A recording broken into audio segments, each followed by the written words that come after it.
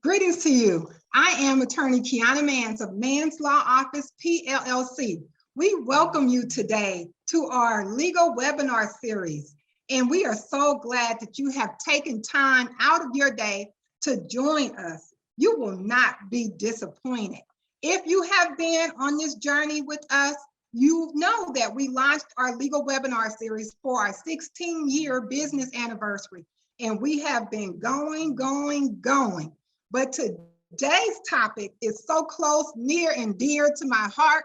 It is something that compromises about, I would say, 60% of my practice and what I do. And so you guys are in for not only a lesson, but also a blessing. This is something that I have been waiting to bring to you, and to you, you are not going to be disappointed, again, because of our panelists that we have here. Today's topic is kidnapped by the system, issues in child protective services. Now, I'm going to give you a minute to like, to post, to share, because based on the research I've done, there is at least somebody that you know, whether they've told you or not, that has had or is having an issue with child protective services. And we brought this legal webinar series based on us loving our community and knowing that we have all kinds of things that we deal with, and wanted to make sure that you had information from experts and people who work in these areas of law that could really help guide you and could really help you with whatever it is that you're dealing with. Again, I have to get this disclaimer: we're not forming an attorney-client relationship with anybody here, but we are willing to guide and give our advice and our information that we can share that will help you better understand the areas of law that we bring to this program, and also to assist you with finding someone to represent you or retain counsel to be able to assist you in whatever legal matter that you're dealing with. But today's topic on child protective services and issues with child protective services is one that is affecting our families and our community tremendously. And so without further ado, my co-host and I will try to have this panel gear up to come on and bring you all the information that we can fit in 2 hours. I'm telling you, it's going to go fast. So like and share.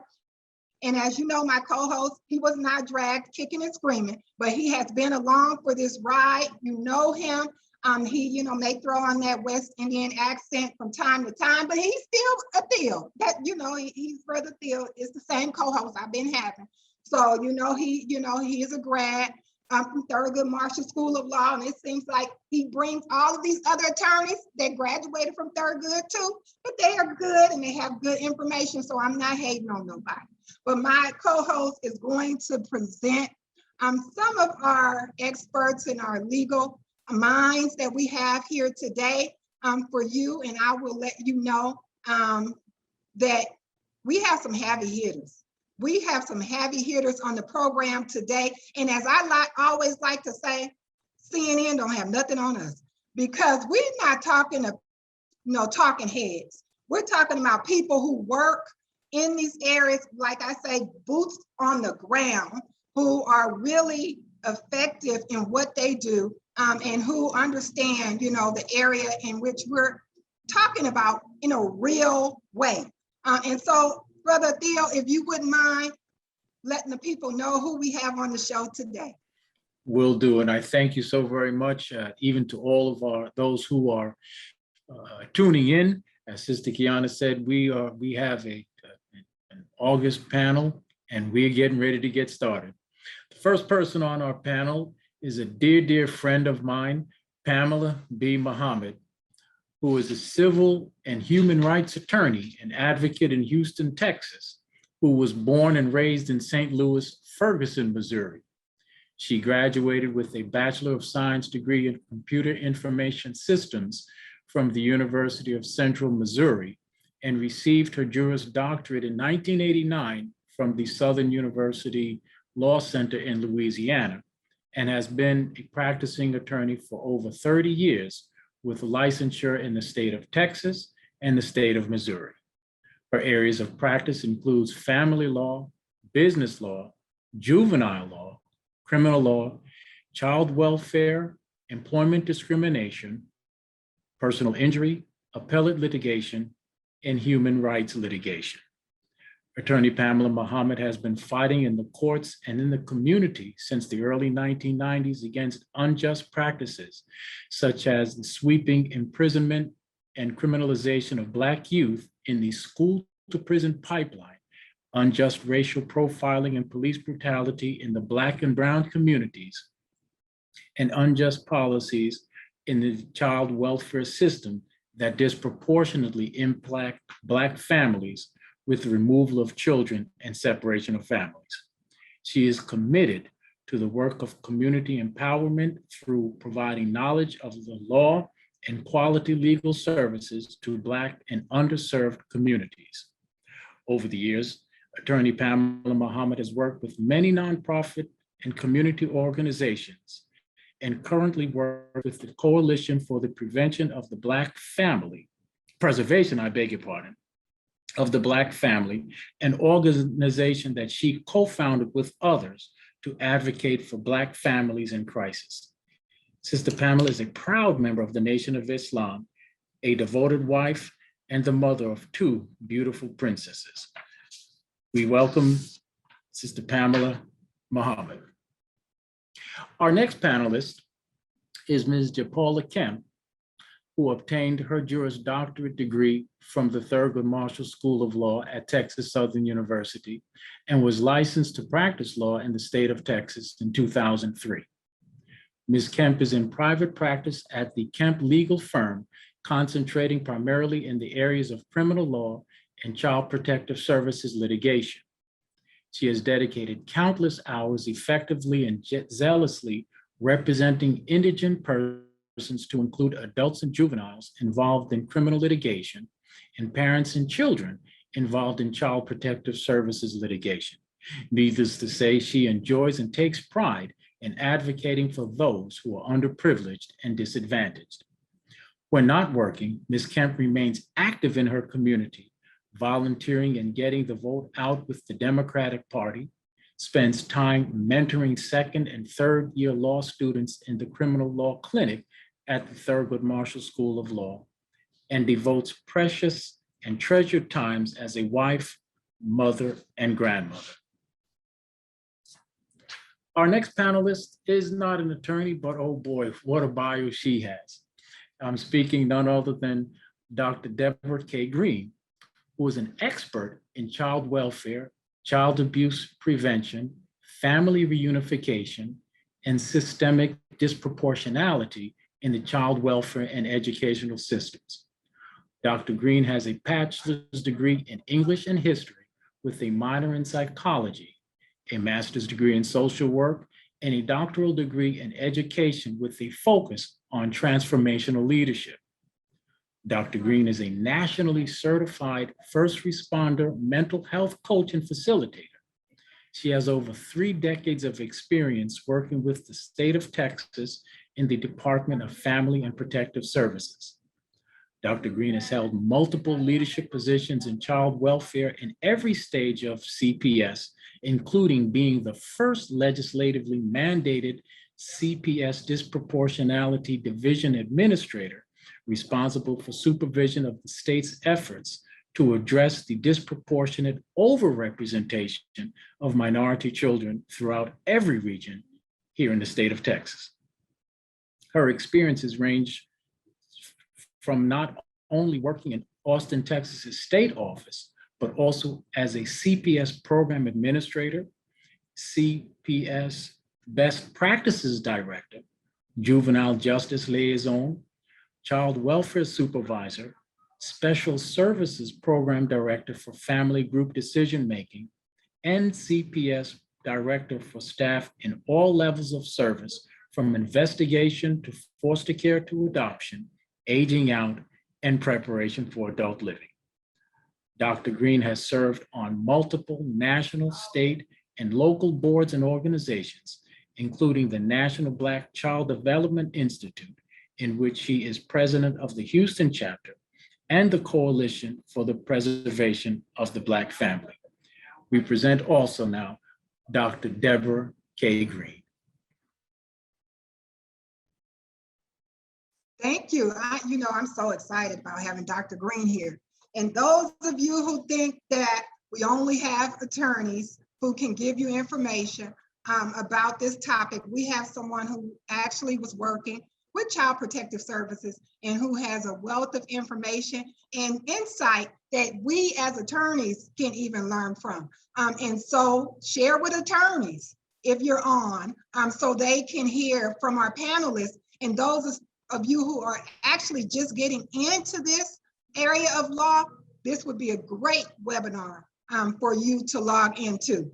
And so I'm going to continue to give you these heavy hitters that we have on here. We have Alicia Fortson. Alicia Fortson is a family preservationist representing children, parents, and relatives in child welfare cases. Her trauma-informed practice addresses areas such as substance abuse recovery, mental health disabilities, and special education needs.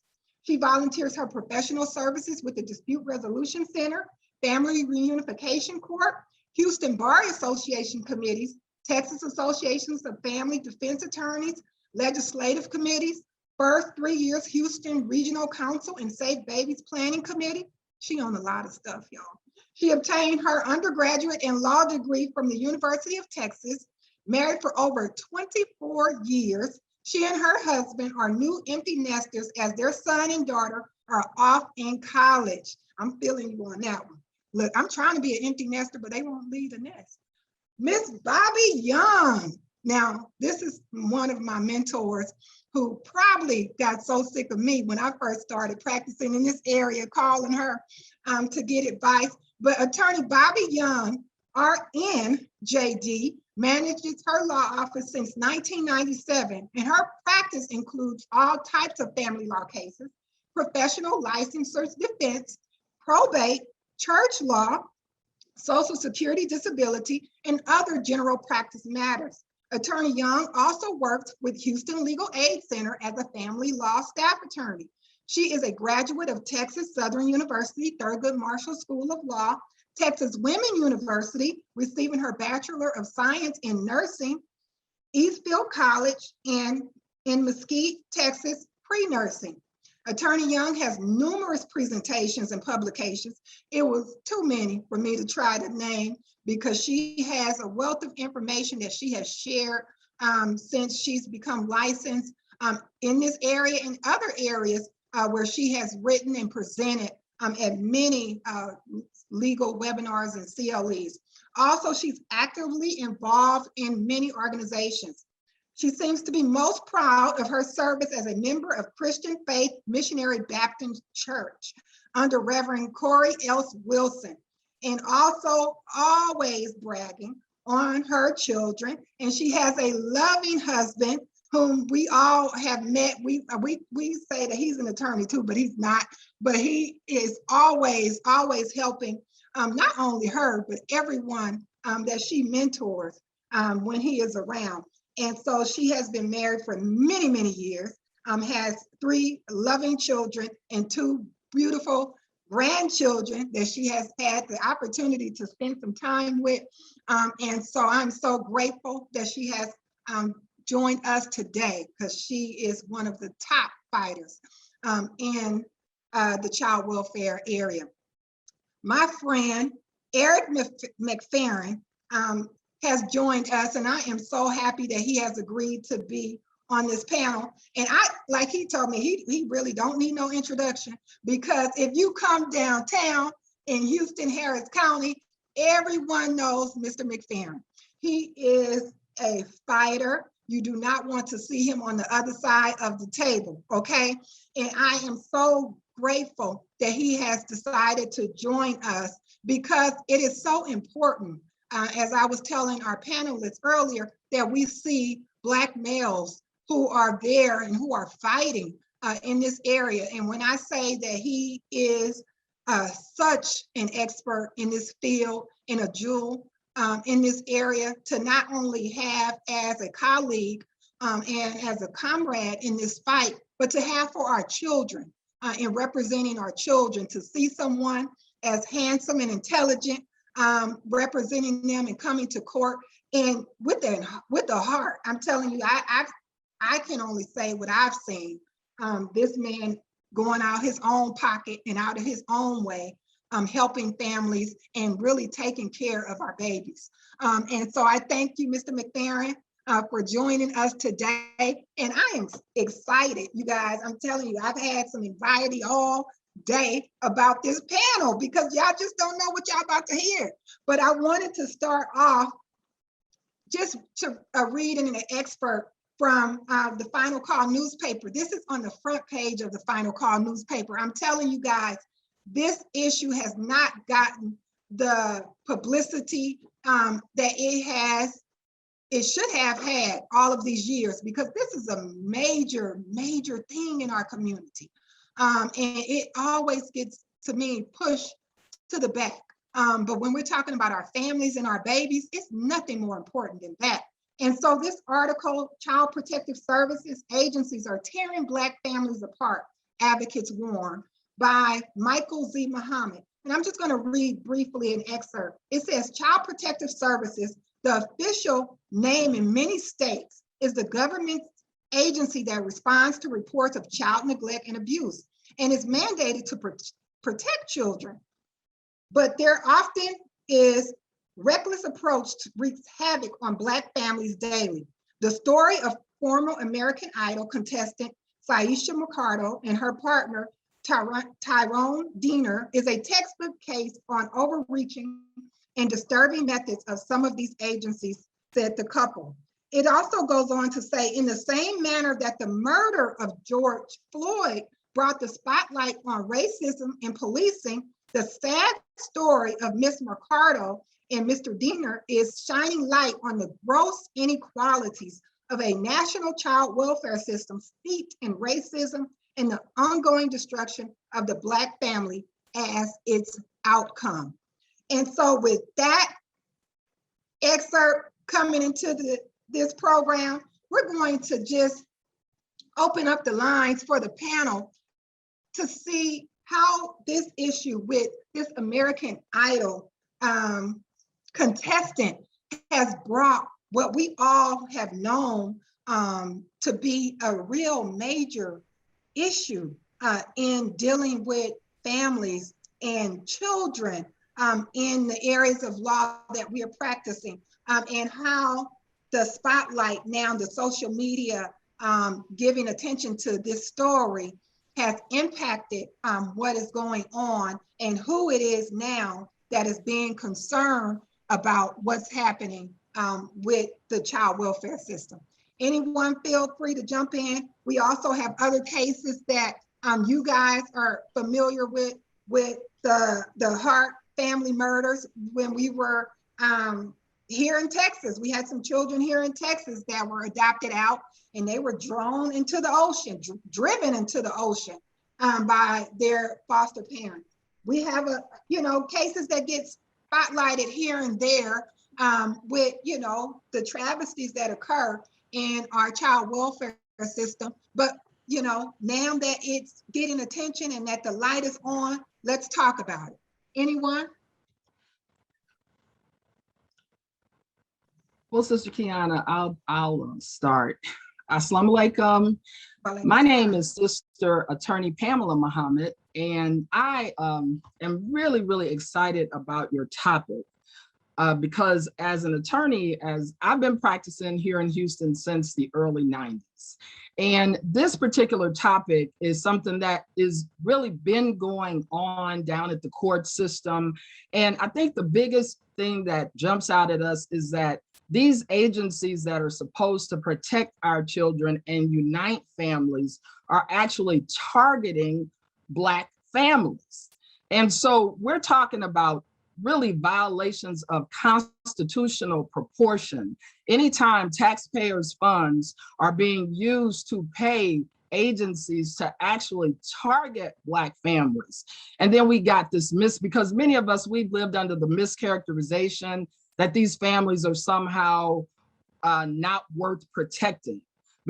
Because as we know, as a result of the attack, the drug wars against our people, as you know, Nixon with the marginalization and the war on drugs, and then the countless systems that have kept us in poverty, really since slavery. The Black community is actually in an unconstitutional position, says some scholars, because it really violates the 13th Amendment as to how we even exist. And so when we know that Black people, we really have never been treated as if we're citizens. Our children are treated as chattel. Their families are treated as people who don't have the right to their children. So that's a violation of the First Amendment of the Constitution. So again, with this article in the Final Call, I'm so thankful for that article because it raises the issue that the system is being used to target Black families. So that means the racism that's being allowed in these courts with these judges. It's talking about the caseworkers that are biased. It's talking about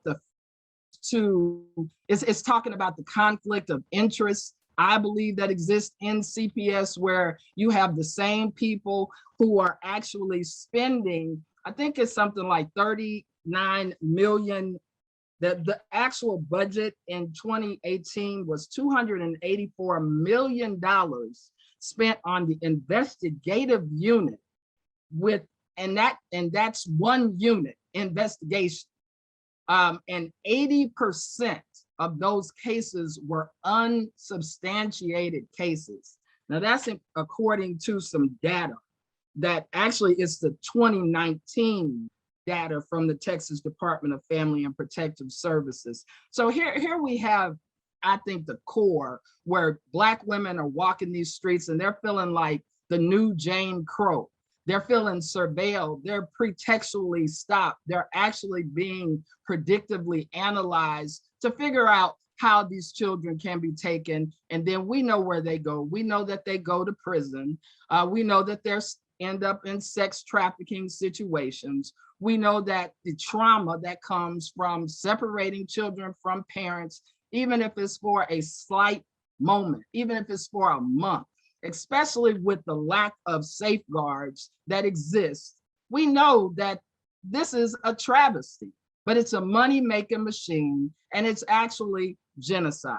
So I wanted to open it up with my opinion on that. This has come from me practicing for over 30 years. When I was a young lawyer, I used to scratch my head because it just seemed so unfair. But then as time went on, it really sickens me to see a system that is, again, using state funds to ruin Black families, just like during slavery. So I just wanted to open it up. That's my perspective.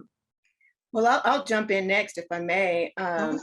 This is something that I think we all can talk about for days and days and days. And so many things to say, but the system itself, it's doing exactly what it was designed to do. And its inception, the earlier panelist talked about stemming back to slavery, and she's right. From the times back then, once the slaves were free, the court systems would suddenly find a need to take away the children of those freed Black families and put them in apprenticeships with their former slave owners. And that began what I consider to be one of the first systems put into place that affects our families in a quote unquote child protective system, because the courts at that time decided that those families couldn't take care of their children. And that's why they had to go back to their ex-slave owners. And so once you then, historically in our country, when you then progress to a system where the government actually decided to put in money to provide services for families, it was designed to serve white families, to help them with services to keep their children in their home. African-American and other people of color decided to fight in order to get those type of services. And once they were able to get in and demand those same services, the system radically changed. And instead of it being services in their home, it then became a system where they took children away. They took children away from their parents And at that point in time, not only were they profiting off of the backs of our children, but some of the states, it's no surprise that you can track some of the states who were in red in their funding to where suddenly when the federal government started giving money, and it went, the earlier panelists talked about just the unit for investigation, but that was on, I think she mentioned on a state level. The federal government went from giving $5 million to all of a sudden it being over, I believe it's like $20 billion to keep children out of their homes. That's a problem when it disproportionately affects our people, when number one, we are a minority. That means statistically, we should not be represented in these systems.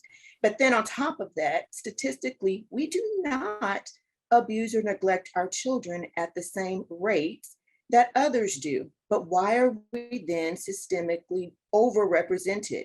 And I would argue because the system is doing exactly what it was meant to do. And so when we have cases like the one that you mentioned earlier, she had some fame to her, but she was not untouchable. And if you can just imagine that her story was this common story of many, many, many, many other families across our region. And so I know we all have a lot to say, so I'm going to pause now and allow some others to speak before I go on with my laundry list of topics. I wanted to chime in here.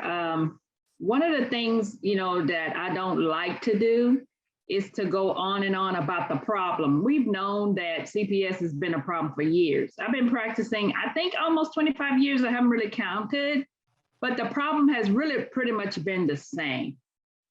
I think that it's important for people to understand, mothers and fathers, relatives, don't expect the system to care about you. That's your first mistake, right? The problems that we have in CPS have to be taken care of by us, right? Because it has become our problem. So I think it's very important, and I see the panelists here and hear the background and know a lot of you, that we have the solution. But to keep going on about the systems jacked up and it's all against Black folk, I think we all understand that. We're not going to be able to change that piece, but what we can change is the way that things are happening in this system. And so little by little, the system does change. Now we've got all of these Black judges now. We've got a whole bunch of new laws. We got all of this stuff that we at our disposal, and we fight. Everybody here is very passionate about what they do, but it's going to take the individuals that are in our community to care about each other and really care about these children. Because truth be told, there are some things that go on, like child deaths. We also have to talk about all of that too. We got to talk, and I understand that how we got here because of our background and this and that, but are we going to just keep saying that for the next 400 years? We got to start working within our own community to help each other understand and go back to our first love, which was to be a united family, even outside of our own little circle of family. So I just want to say, we need to get to the solutions, and people need to understand that the system is never going to care about you. Stop expecting that. It's a waste of your time, is what I think. I'm going to chime in and I'd have to agree with Attorney Young. I've been doing CPS litigation for probably about, maybe about 11 years now. My practice was primarily criminal, and I did do a little family, but I switched to criminal and CPS around about maybe 2010, somewhere up in there. And it's always been the same. CPS has never changed. There have been some laws that have changed, sort of maybe like the law about marijuana and immunizations and things of that nature. But for the most part, CPS continues to come in all communities, but because of our circumstances, our demographics, our lack of resources, we tend to always get the short end of the stick. So we have to continue one, doing what we do to represent these children and parents, fight for families to be put back together and not separated, give the parents what they need, the tools that they need to try and help get families put back together. And then, of course, you know, we know that sometimes we even have to ask for those jury trials. Sometimes we know that some of these judges are not going to give these children back to their families. So sometimes that means we need to set these cases for jury trial. And if I may, if I can chime in, I mean, just kind of, you know, I guess I hate to say piggyback, I hate that word, but just on some of the things that we've stated, you know, being treated fairly. I mean, it's important that we be treated fairly in our communities. We love our kids just like everybody else, and I'm not going to just sit and say that it's a Black problem, because if you're poor and you come into the system and that kind of thing, you know, we got poor white people, poor Hispanic people, a whole bunch of us that are poor and that kind of thing, and we just don't know our rights. So the whole point is to make certain that the system treats us fairly, make certain that the families are treated fairly, make certain our kids are treated fairly, and we need to make certain that we're having good representation. I mean, there's no there's no manual that says how you can you do this when you got this kind of kid and you do that when you got this kind of kid. There's not a manual, but the whole point is, you know, you need to be parenting your kids, and we want to be treated fairly when we come into the system. And thank God we do have some better judges that they're not so willing to just tear the family up right now. And especially on the cases that I'm on, I do my best in order to make certain if I know they say I'm all over the place, if I'm representing kids, I'm advocating for the parents. If I'm representing a parent, then I'm advocating for the kids, because people need to be treated fairly. And I don't care if the people on the other side of me and my opponents, my opposing counsel, if they're not as strong, then I'm taking up the slack for them, because I don't want people's rights being walked on. Do you have a constitutional right as far as your kids are concerned? Yes. Do you have a right not to have CPS just to walk into your house? Of course. But the point is, most of the people don't know what their rights are, and they don't know how to fight. So that's the reason everybody that's on this panel, everybody goes the extra mile as far as trying to help fight for people and trying to make certain that people are treated fairly. And even when people come into court, I do my best in order to mentor people. And even if a person needs to do a jury trial or whatever, I'm like, hey man, I'll help you try your case or whatever, because it means a lot to me, based on the fact that, yeah, of course, we had a lot of people in the past, they were splitting up our families, selling uncles and mamas and babies and all the rest. I just don't let people just come in and just go and take our kids, or for that matter, anybody's kid. I want people to be treated. I treat people the way I want to be treated. And if we follow the golden rule, the judges follow the golden rule, just because this kid may not have as much money, or that parent may not have as much money as other people, this may be our cousin, this may be our sister, may be our uncle, this may be our next door neighbor. Everybody deserves to be treated fairly and equally as far as the law is concerned, and especially when it comes to our kids. We love our kids just like everybody else loves their kids. So I'm glad to be on this panel. I'm glad that we're discussing this topic. A lot of things that we can actually say. There are a lot of different procedures that we can discuss as far as what do we do when CPS comes? What to do when CPS knock on your door? Do you have to open the door for them? No, you don't have to open the door. So we can go down a whole laundry list of the things that we can do in order to try to educate our community and other people as far as what they can do when CPS comes and knocks on their door. Yes, and we're going to go into some of that. I just wanted to kind of highlight how that this topic has been now thrown into social media and to the news, when it has always kind of been around and always been a problem. Like Ms. Young was saying, we've been dealing with this for years, and some of us believe that it's not a real issue.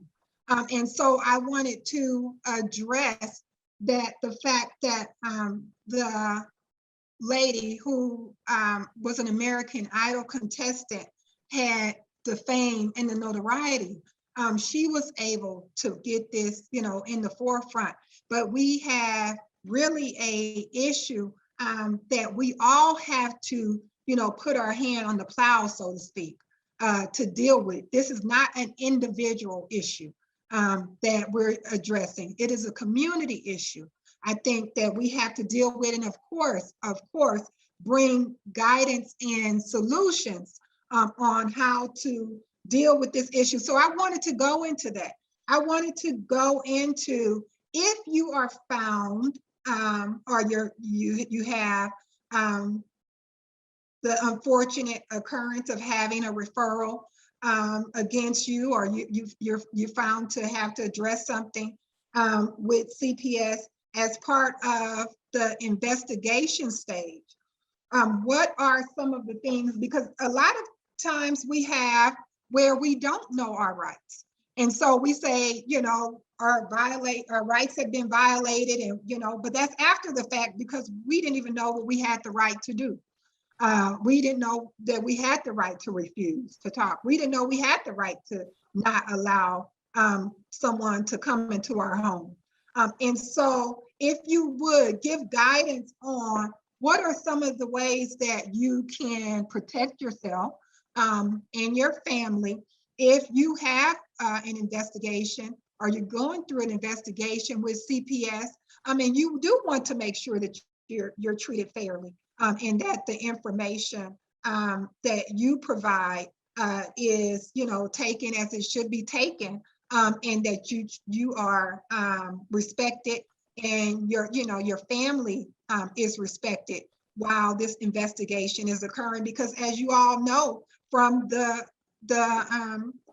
news and the publicity on Miss McCardle and her child, they were at the doctor. She actually took her child for medical care to see what was going on, and was accused of maltreatment.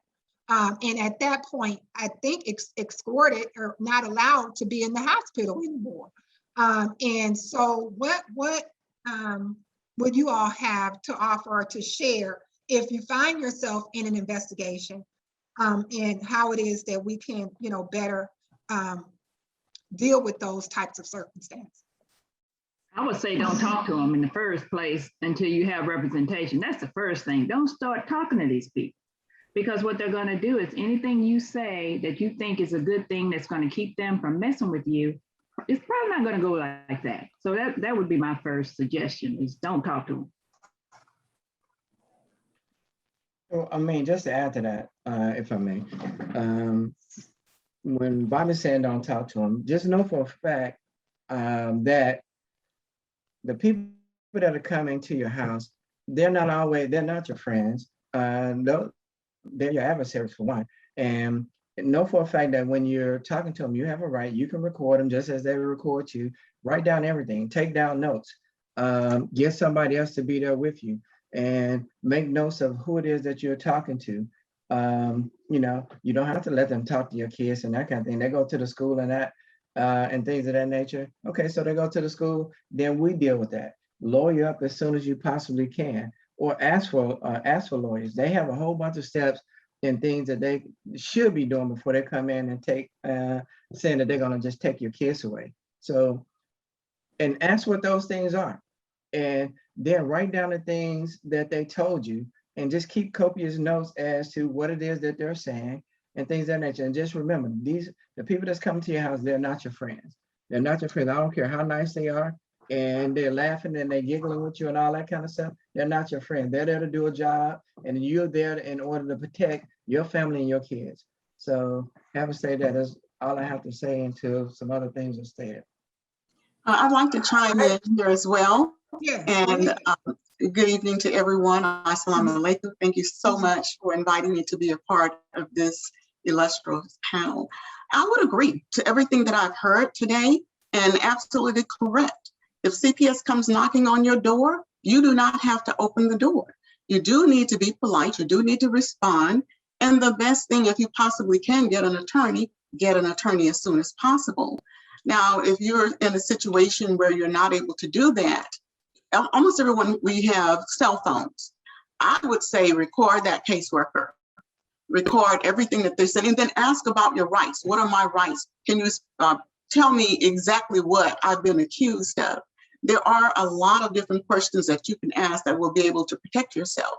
And then try to find out, make sure that you get the information, what that caseworker's name is, ask for their ID. Don't let just people come into your home. And I think it was an excellent point that was made. They are not your friends. CPS has an agenda. The agenda is to protect the child, and that the agenda is not to preserve the family. So we have to understand that as well. And then also understand that in terms of child protective services, you can work for child protective services with a degree in anything, a 4-year degree from an accredited college and university. I can say that myself, when I started working for the state, I was very young. I was my first job. I didn't know anything, really. I was 21 years old, going into people's home, talking to them about their children. I didn't even have children. You know, so we have to understand that there are people as well, and also understand the lens in which they're looking through. And the best advice is, if you can lawyer up as soon as possible. I'll add to that.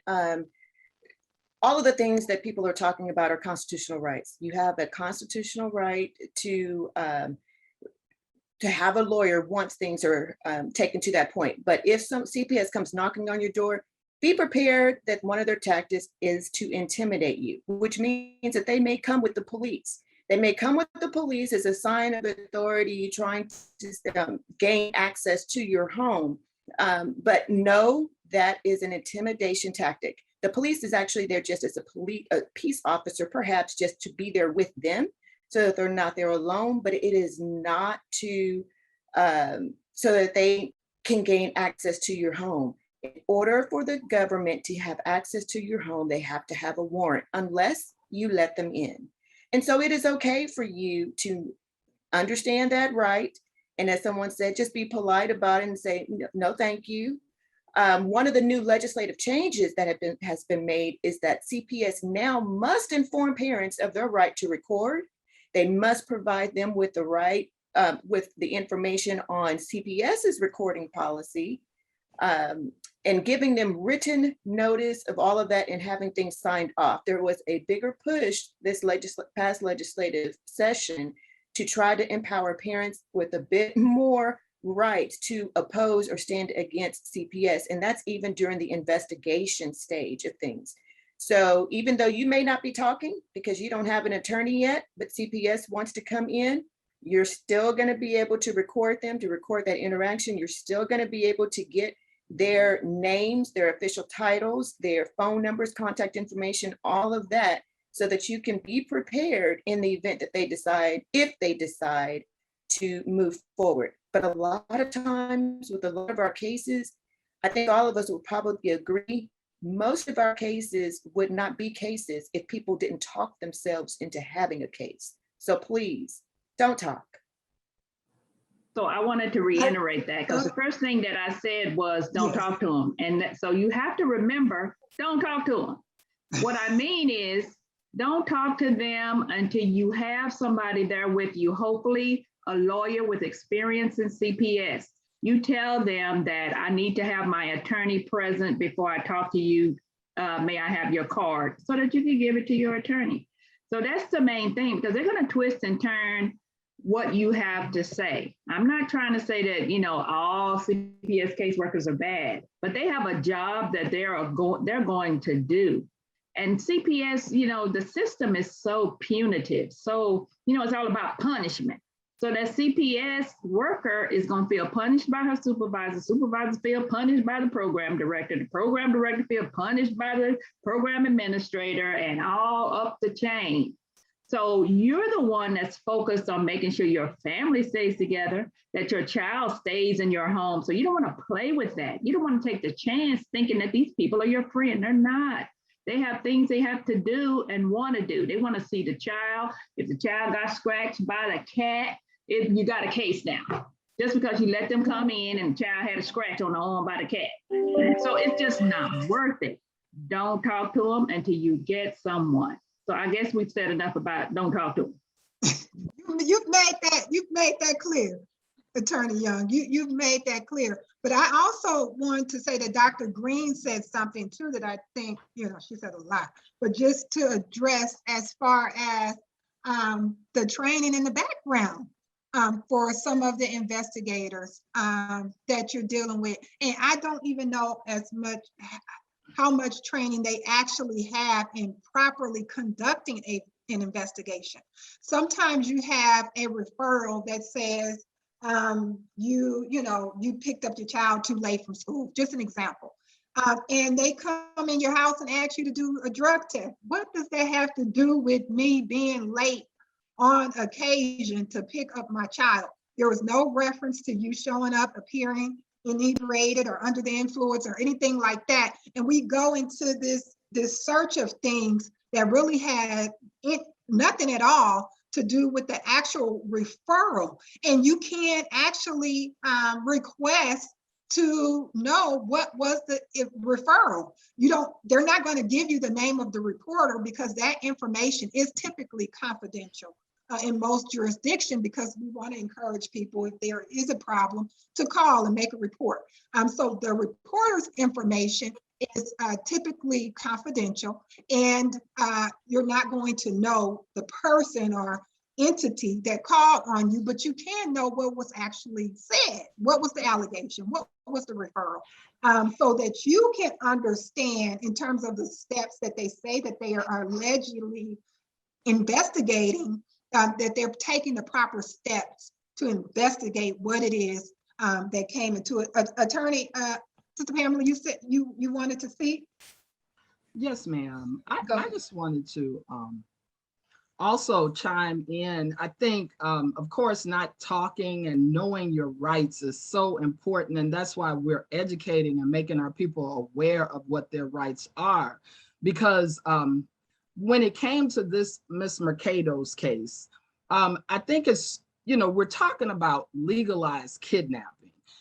We're really looking at a system that is not legal. And so we can't ignore an illegal system, just as much as George Floyd's murderer could not be allowed to continue on that vine by just going and harassing and targeting Black people and picking them up. So I do think that in Ms. Mercado's case, she actually filed, she got a civil rights attorney. And that particular attorney, he's not going to just look at probably the side of going to court, jumping through hoops, going through some classes. You'll get your child back when some judge decides that after you went to every class that they offer.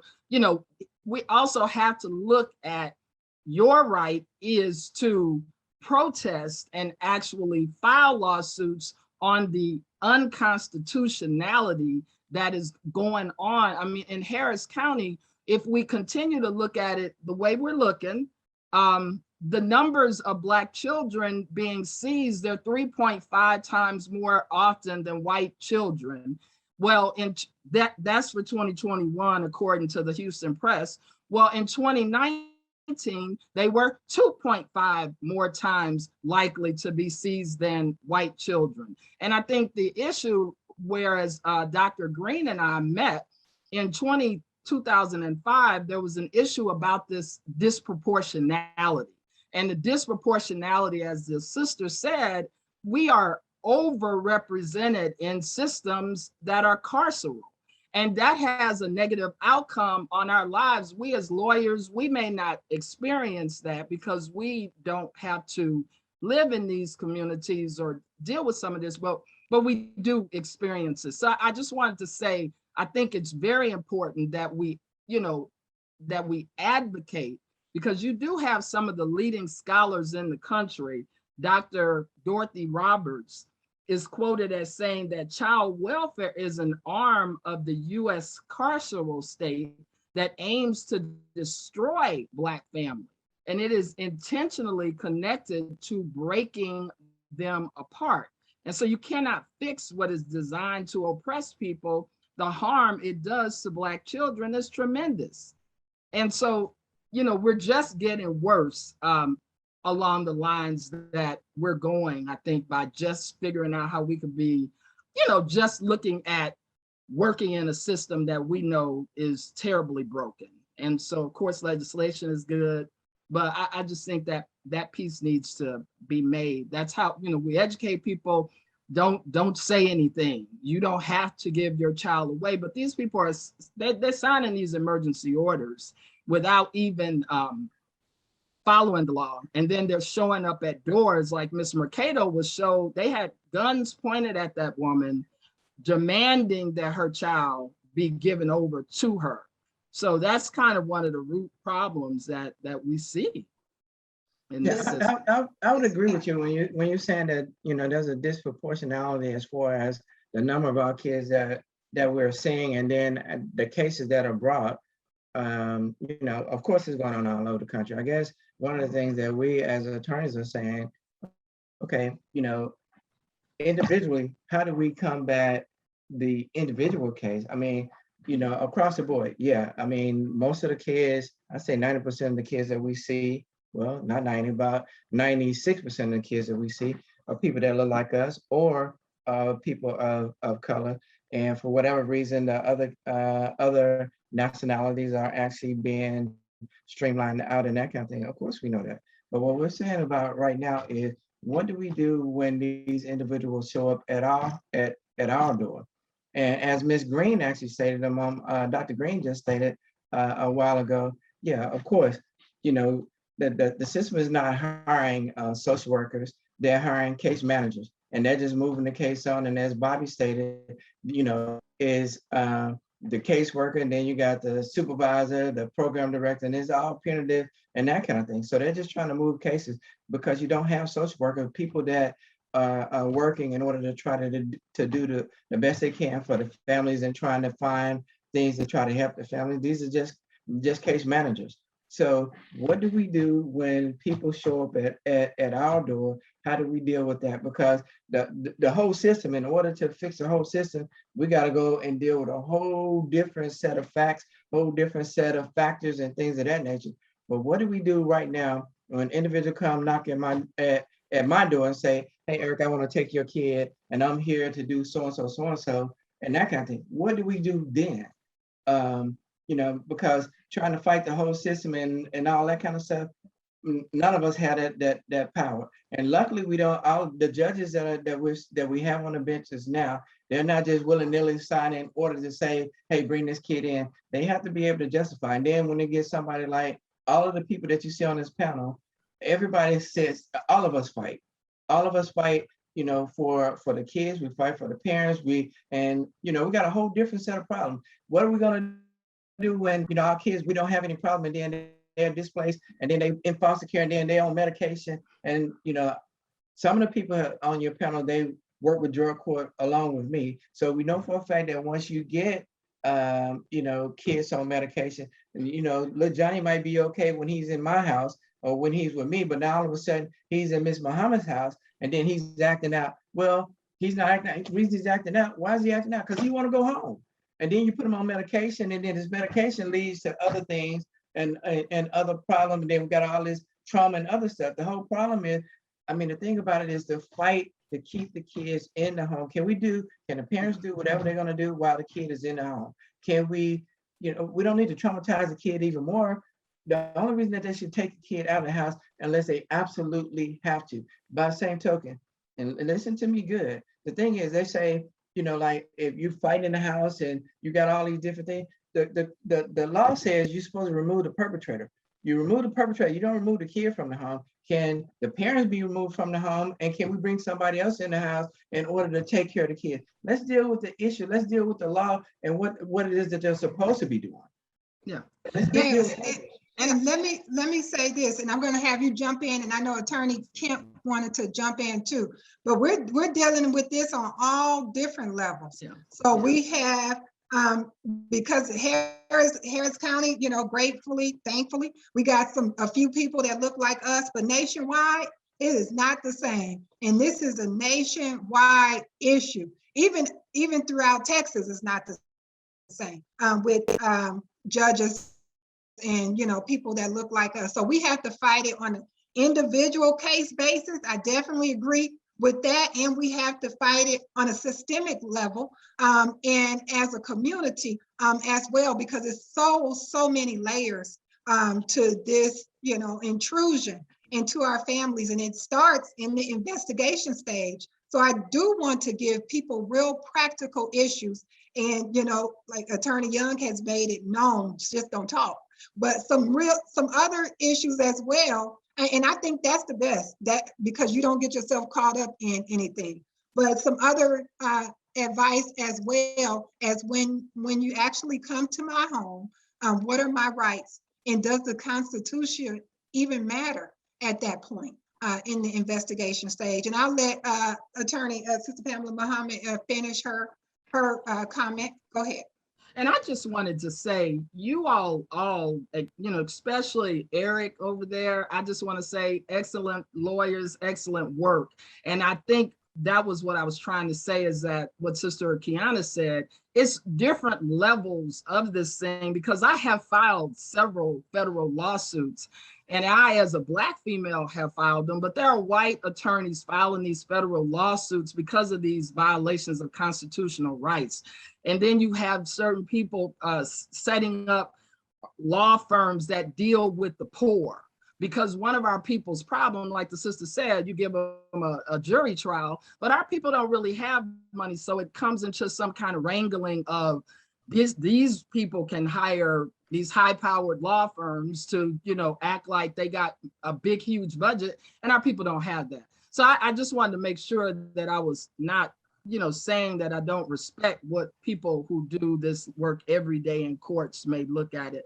But there are a lot of other ways to try to get freedom, and freedom from genocide for our people. And that's what the hat I was just looking at as well. Yes, ma'am. So real time, I just wanted to say, so real time, CPS comes to your door and they, it's already so scary and so threatening to have CPS come and start talking about taking your kids, or at least that's what you hear. They may not be saying I'm coming to take your kids, but that's what you feel, that's what you hear. So real time, all I'm saying is, whether you can afford an attorney or not, you need to let those people know that you are not going to talk to them until you have representation. So for us attorneys who are not like big firm attorneys, we are very passionate and very serious about what we do. There's some things we ain't having. So when the people come and want to talk to you, we're going to know what to let them do and what not to let them do. So even if you can't afford an attorney, you got to go try to find somebody who will help you, who has experience with CPS, so that you're not there alone, you and the state, talking about looking at your kids. So moving on from that, if this goes into the court proceeding, you're going to be appointed. The parents will be appointed an attorney. And I'm not saying that all attorneys are as passionate as us about keeping the family together, but you will have some representation along the way. And then you have to decide whether or not this person is properly representing you as a parent to make sure that your rights are preserved. So I'm talking about real time in the trenches, in the court room with your client, or on Zoom or whatever. This thing is such a long process, because this whole CPS thing is a money-making industry, like we've already alluded to. Even we get paid because of, somebody's child being taken away, but maybe not needed to be taken away. We can make money all kinds of ways. It don't have to be this.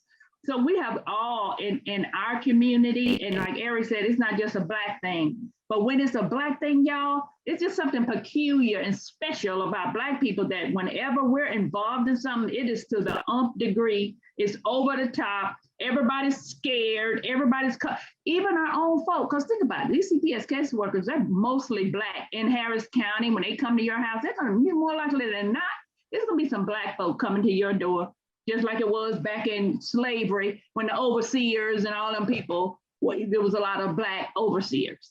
So let's keep it real. We are special, and the system does not care about that. The system doesn't care about anything but itself. So we, as individuals making this collective group up, we got to understand ourselves and what we bring. We're so passionate, we holler and scream when we're not even mad at you.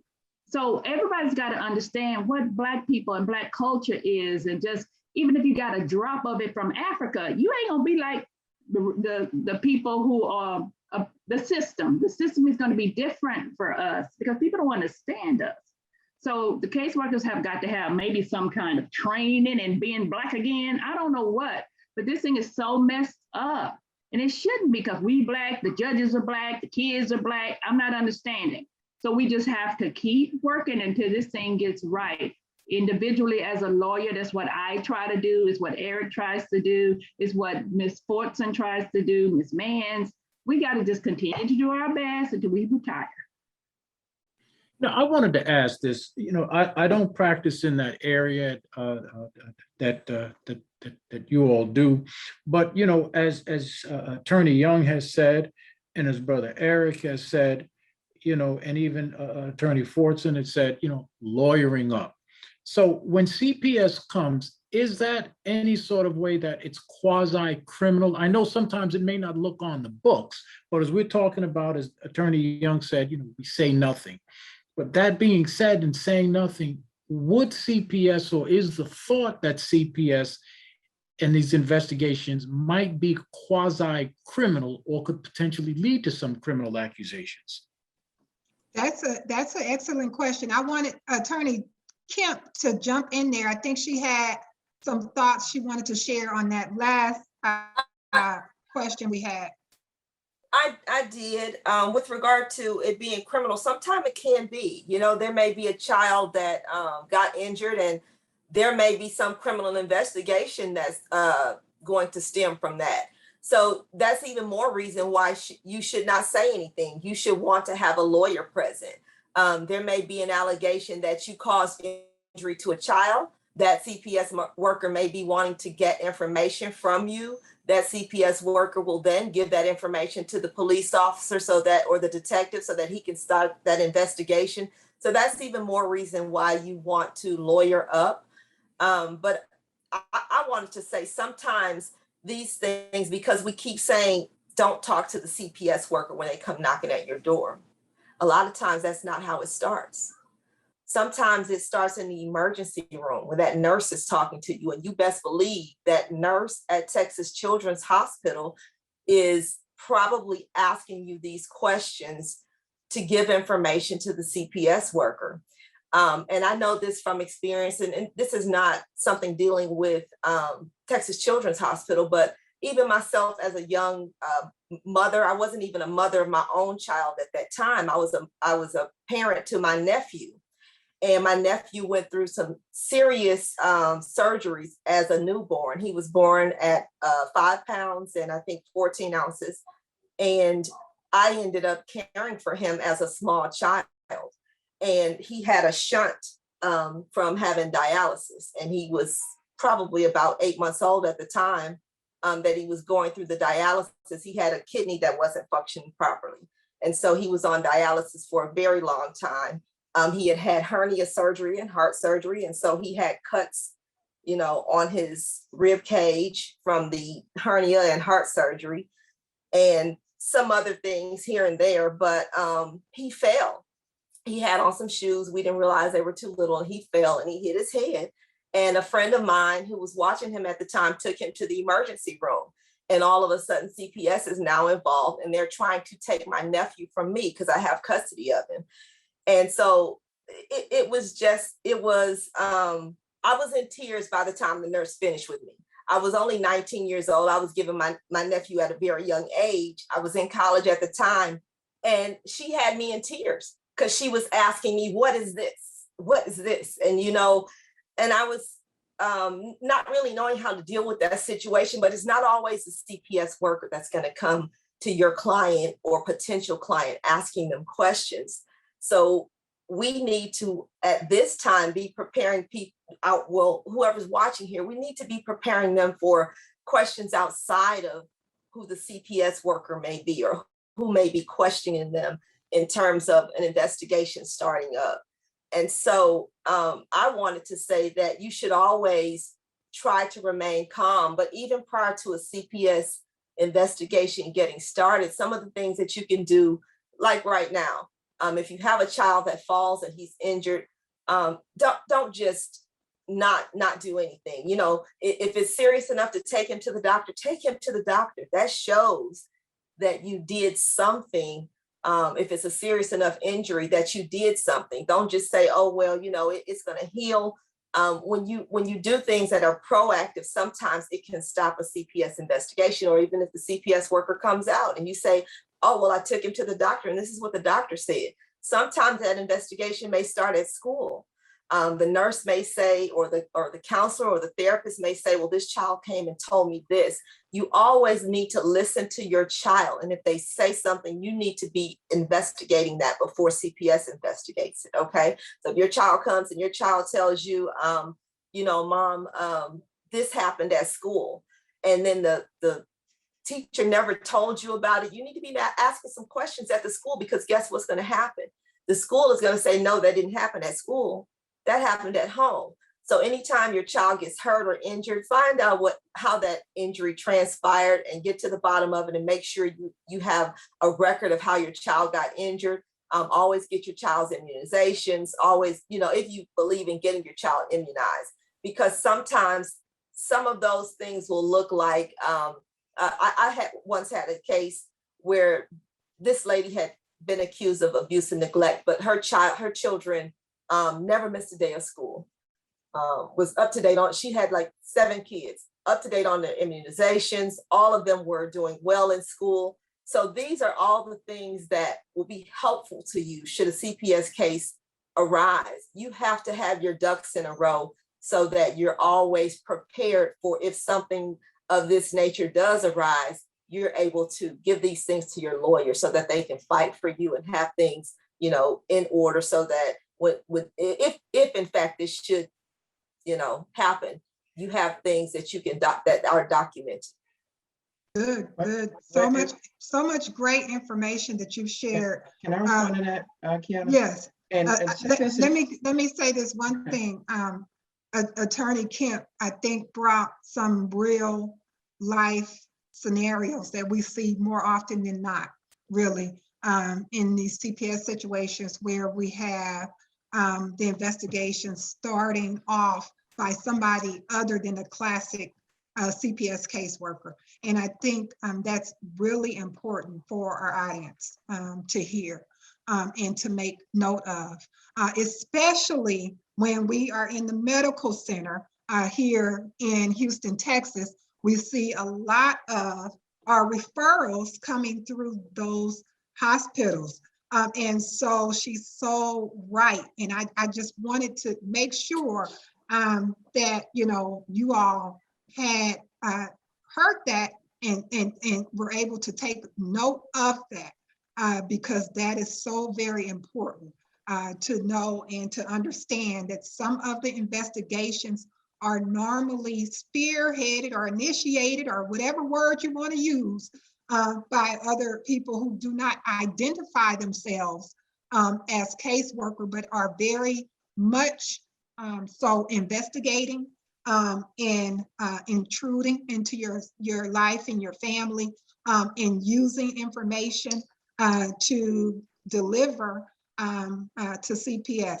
And so go ahead, Mr. McFerrin. I just wanted to make sure that our audience had that. And if you have any questions, please feel free to post so we can try to get any of your questions answered. And hopefully you're getting some great information from the dialogue that we're having. Attorney McFerrin? Yeah, in the event that you're at a hospital, or you're at a doctor's office, or you're at school, or wherever, you know, most of us now have cell phones and things of that nature. In the event that you don't feel comfortable, you think somebody is asking you some questions that you don't feel comfortable with answering, record it. Take out your phone. You don't have to let them know that you record it. That way, in the event that things get twisted, because things get twisted a lot, and especially in some of the reports and things that we read dealing with CPS, you've said one thing, and then they're saying that you said something different, and that kind of thing. You are allowed to give a reasonable explanation as to how your child got injured, how your child got bruised, what happened, and things of that nature. But a lot of times those things get twisted. it's better when we have something that we can fall back on and say, hey, look, this is what it is that they said, and that's a lie that's in that report. And that kind of thing. You're allowed in order to give a reasonable explanation as to how your child got injured. Also, take your child to your own doctor. You know, a lot of times you take them to the ER and that kind of thing. And these people at the ER, they don't know you as well as the child's own personal physician knows you and that kind of thing. So take them to your own doctor. And so I'm just saying, just make sure that you have documented the best way you can, or get somebody else to go with you. And things start to get, adversarial and that kind of thing, then call somebody to come up there with you. So that you have witnesses and that kind of thing, so you have somebody to say what it is that you've actually stated. That's what I wanted to Now, that's what I'm sorry, Ms. Fortson. That's exactly what I wanted to say too. There should not be a time when, you go to the hospital. This goes back to being of color. These systems, all of them, are going to treat you differently without even trying, right? So you're at the hospital because your child fell off of something, and you're not thinking about the fact that you're going to be looked at differently. It's unfortunate that we have to think about that, but we do. So like Eric said, I always have somebody to, that you can call, you can fall back on to hear some of the things that you're hearing, who can help you. So we just have to be aware that, be careful what you say, even in the hospital. I mean, you want to give it a reasonable explanation. Then I don't necessarily think that your reasonable explanation is reasonable. So you always have to kind of be on guard. And it's unfortunate. I even hate to say it, that because you're Black and you go in the ER with your child, just like anybody else would, that you can't just go into the ER and get them taken care of and go home. You might not be able to do that. They might try to stall you and keep you and your child there until CPS comes, till they can get a court order or whatever. You just have to have more awareness than regular folk. I'm just sorry. You've got to have yourself ready to deal with all this by having the kind of support that the Black community used to have. Find some support. Part of the problem. I just wanted to say one. Oh, okay, go ahead. I just wanted to say one other thing. A lot of times too, it's just like getting stopped by a police officer. A lot of times, if you could just try to stay calm and talk, with this person who is either the nurse or the CPS worker or whoever is there talking to you.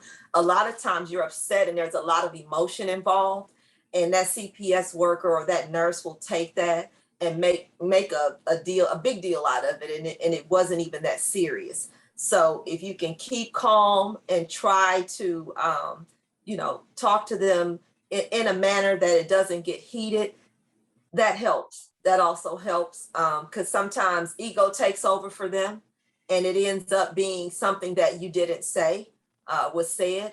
And so I would, like Eric said, record and also stay calm. Because once emotion gets involved, and I know it's hard when we're talking about your children, but when emotion gets involved, sometimes we do tend to say things, and it may not be something that we admitted to, but it may just be something that pissed the person off. And so, make sure that you try and stay calm in that situation. I just want to mention that. Let Attorney Fortson jump in. She's been trying to. No, I'll make this brief because really a lot of the points that I wanted to state has already been stated. But I wanted to just emphasize, though, something that Attorney Kemp mentioned earlier. If you need a service, please go ahead and get that service. I don't want us to intimidate people from shying away from taking their children to get medical care or keeping their kids out of school because we don't want the teachers to be forced into making a report.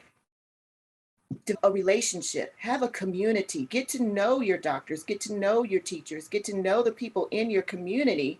And so that way they themselves will know what's reasonable and what's not reasonable. The law was recently changed to where now mandatory reporters are not required to just call in a report just because they have a cause to believe. Now it has to be a reasonable cause. It's a tad different, but it's a bit different. But if you have a community that you're working with, they won't have a reason to think that certain things are abuse and neglect. But for the grace of the Lord, I would have been in the system myself, because my brother, while my mother was changing his diaper, someone saw a Mongolian spot. It looked like a bruise to them. They thought that my mother had been beating him. No.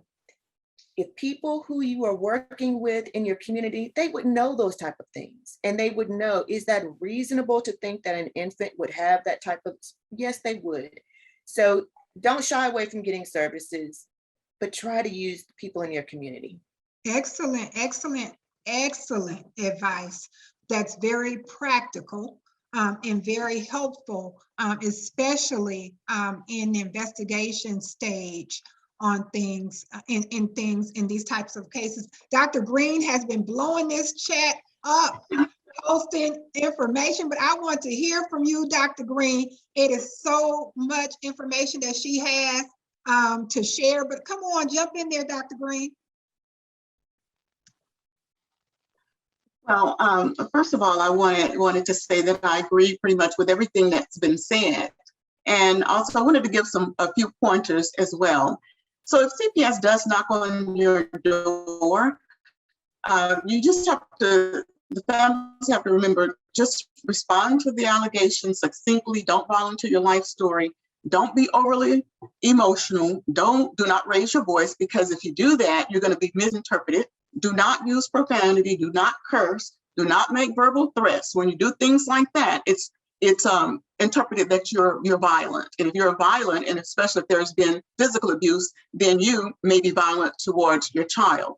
Don't make threatening gestures. And of course, as it's stated already, you do not have to let CPS in your house without a court order. Repeat to them, I want to cooperate, but I need to understand the process. And then something that's very, very, very critical. If you find yourself involved in a CPS investigation and the allegations are false, you must deny the abuse allegations that it did not occur. And I think that that's another critical piece that's important for us to share with families. Yeah. Yes, and so you're saying, Dr. Green, that after an investigation is done, and there was a finding based on the investigator's report that there was abuse and neglect, and you don't necessarily agree with that, right? You do have the opportunity to appeal that and to object to that. And what I have found in my practice, that sometimes that letter is not sent out. Sometimes those who are investigated, they, you come to your house, we go through this whole spiel, you do your investigation, and then all of a sudden, I'm not hearing from CPS anymore. It's done, it's over with. And they never received the actual disposition letter. And so I think it's important for our audience to know that you should receive a disposition letter. Regardless of what the findings are, you want it in writing after you have had an allegation against you or someone in your household, a referral was made, and it was investigated. You want to actually receive that letter. You want to request to receive that letter, because you don't want it just out in space, not knowing, how that investigation was handled and what it dealt with. And the findings sometimes are so you can have an investigation that says reason to believe, which means that the investigator came in and they, did their investigation, and based on their referrals and what they found, they do believe that there was a reason that, that gave them evidence that you abused or neglected your child. Unable to determine is this kind of gray area we've learned.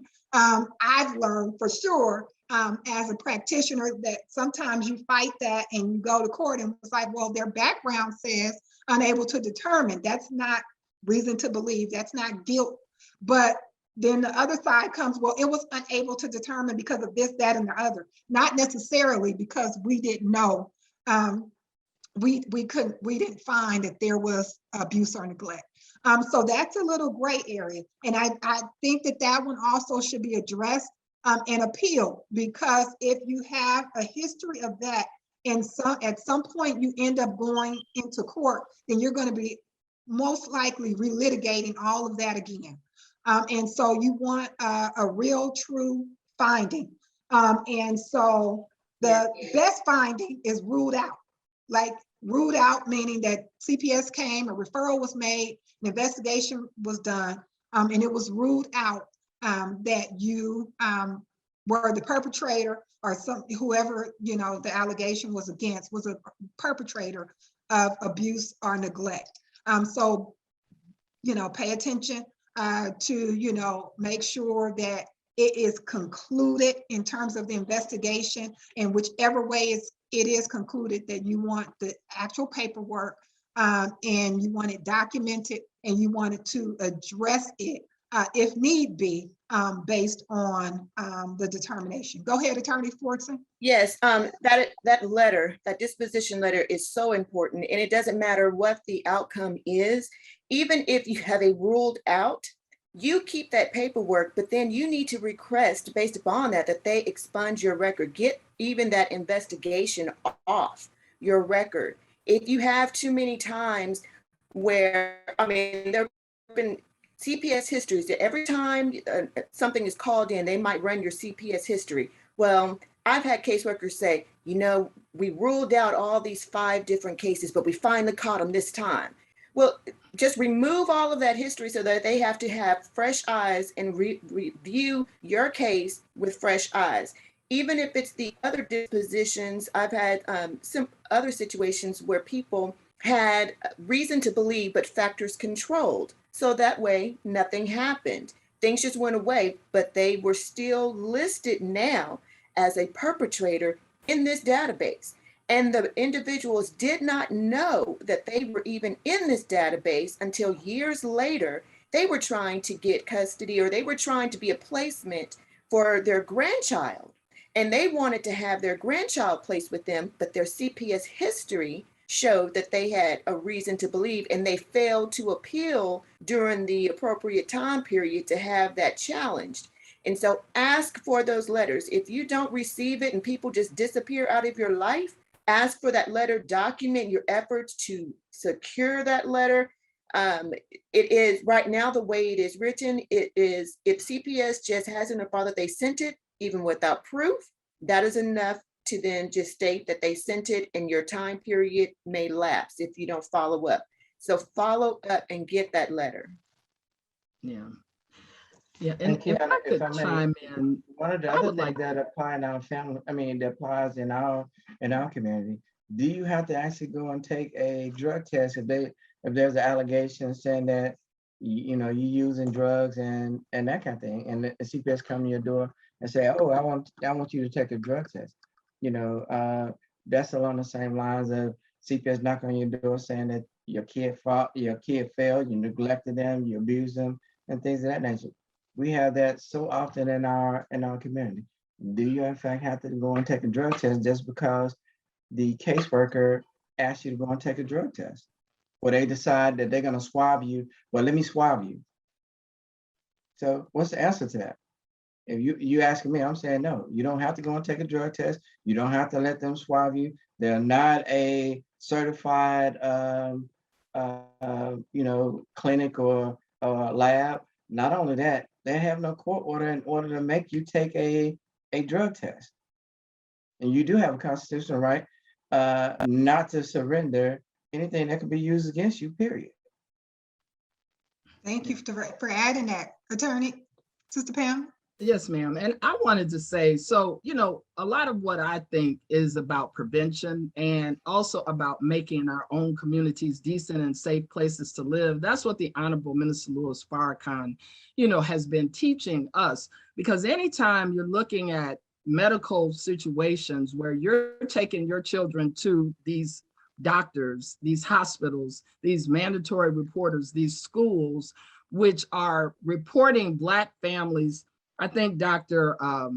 Green said that a Black family is 5 times more likely to be referred for a medical situation, evaluated for child abuse. If you're bringing your child, anytime, you're 3 times more likely to be, you know, just really accosted and surveilled and preyed upon. This is not a system that is our friend, and it's really scary to even talk about living under this type of enemy.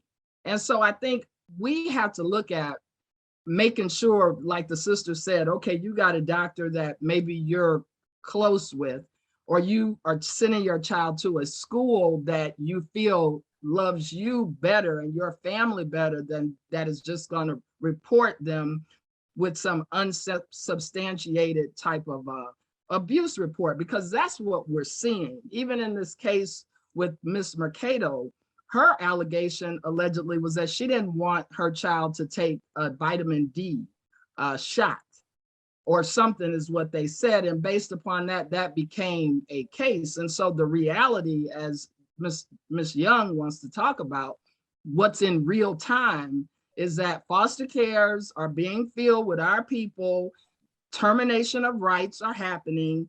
We got some fine lawyers who are fighting for it, but there are people on the, we're out here, we're looking, this has to stop. So sometimes making your own community safe and decent, possession is 9/10 of the law. Perhaps if you are concerned about what's going on with your child, maybe you should talk to the lawyer first before you even make some choices, because people are being called all the time saying, oh, I took my child and they said it was a cold and now they want me to come in with CPS. Or let's say if your child may have a mark, you send your child to school, and how that mark happened, it could have been they failed, could be an accident, could be anything, but then your child goes to school and now these mandatory reporters, as the sister said, maybe they changed the law to say you need to think there's something, but that's just a bump up. So now they'll say they thought it. And your child then will be removed or possibly in danger where you have to go get lawyers or go in a court-appointed system. So we do have to do some prevention and making our own communities decent and safe place to live, especially to me, as we're listening to this talk, we have to look at what the minister also talked about in this final call with who is our natural enemy. I mean, we're slaves. We don't have rights of citizenship if they're not being respected by these courts, and our children are being removed at higher rates, even if we're not we're not abusing them. And the last thing I want to say real fast is that was one statistic that turned this around for me, was when Joyce James was the head of Children's Protective Services in Texas, and Dr. Green was working with her. And she gave the stat that these children being removed from their homes, they're not doing any better once we remove them if we had left them in these systems in with their families. So to take them out of the homes, they're not doing any better. They're being put into genocidal systems. So we still can I just say, on the real, there are times when children need to be removed only because there's not the resources there in the home. And we have to look long and hard to find somebody who maybe don't fool with this mother because she acts crazy or whatever, but there's got to be somebody somewhere who can help this mother keep her children in that home. And I find that it may take a little while, but there's somebody. So a lot of times we're only removing kids because, okay, this mother's smoking, I don't know, she's testing positive for meth and cocaine. And she says she's got to do marijuana because she can't take care of all these kids, these 10 kids, without smoking because it's too stressful. Now, all of that she really believes, but we can help her do better some kind of way. I guess, I don't know if it was Ms. Fortson, maybe there used to be some homemaking services or some kind of parent partner or somebody like that. Because again, Black people are real special when other people are looking at us, right? To us, we're just people, but sometimes we can be over the top to the rest of the world, and we don't mean any harm. It's not something that's killing our kids, but we could do better. How about that? To stay out of CPS, to stay out of these systems that they were only built to oppress. Don't expect it to be any better than that. We've got to help ourselves, is what I'm saying. Now, we can do better than this right here, and we need to start talking about that a little bit more. And that's what you're saying. So when we look at Yes. Black people being over the top, remember these judges they can be very over the top, because again, we're talking about people who are using taxpayers' money to break up families. There's nothing more over the top than that. And we all living in these communities, so we know that our people have been the victim of this whole crack cocaine war. And we know that we're coming out of chattel slavery. So we know that we have issues. But I think, as you said, kinship is a major program that needs, and I believe in all the other things you said, but we have to get at the root of why, or we're going to end up revisiting it. It's just going to keep growing. It's going to get to the solution. Look, y'all, let's be solution focused. We already know it's all bad. It's going to be all bad because it's us. We got to get to the solutions, and the solutions come from us, not this system that we already know is bad. But the system is the system's already in your life when you come. So how do you get out of the system if you don't have the proper understanding that the system is not your friend?